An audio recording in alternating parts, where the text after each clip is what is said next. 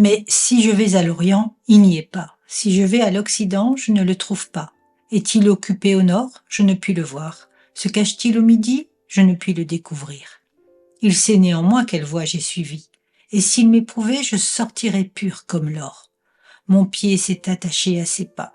J'ai gardé sa voie, et je ne m'en suis point détourné. Je n'ai pas abandonné les commandements de ses lèvres. J'ai fait plier ma volonté aux paroles de sa bouche. Job chapitre 23 versets 8 à 12. Ces versets sont à méditer parce qu'ils sont l'expression d'un véritable disciple de Dieu. Alors que Job traverse l'impensable dans une douleur qui n'est pas exprimable, il reste fidèle à la voix de son Dieu. Rien ne peut le faire fléchir ou basculer, car il sait que rien ne peut le détacher de Dieu.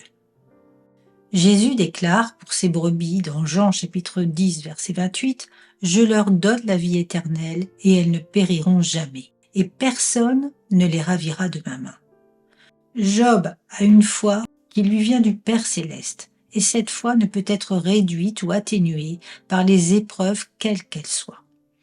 Dieu fait croître en chacun de ses enfants cette foi qui déplace les montagnes. Job a cette assurance irréversible que Dieu est là et qu'il ne l'abandonnera pas. Il a surtout un nouveau cœur qui voit et vit une nouvelle dimension, qui ne s'arrête pas à la vue, au naturel et au terrestre, mais à ce qui est invisible, surnaturel et céleste.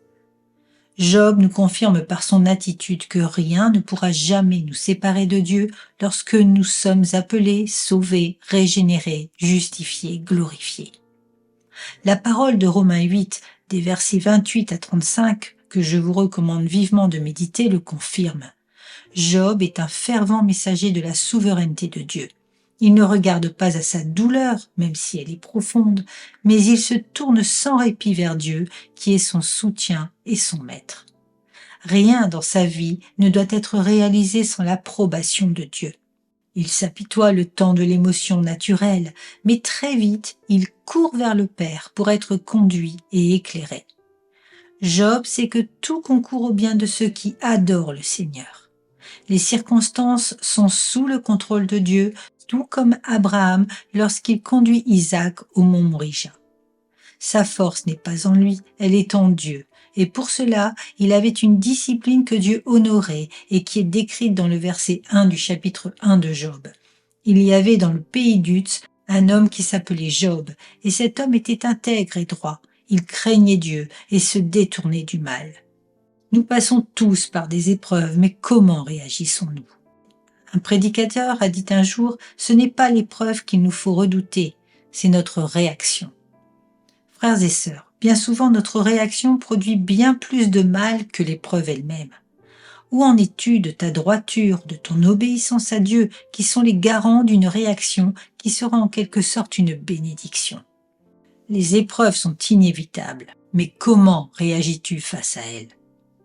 Une bonne réaction vaincra l'épreuve, une mauvaise l'entretiendra, et pire, l'accentuera.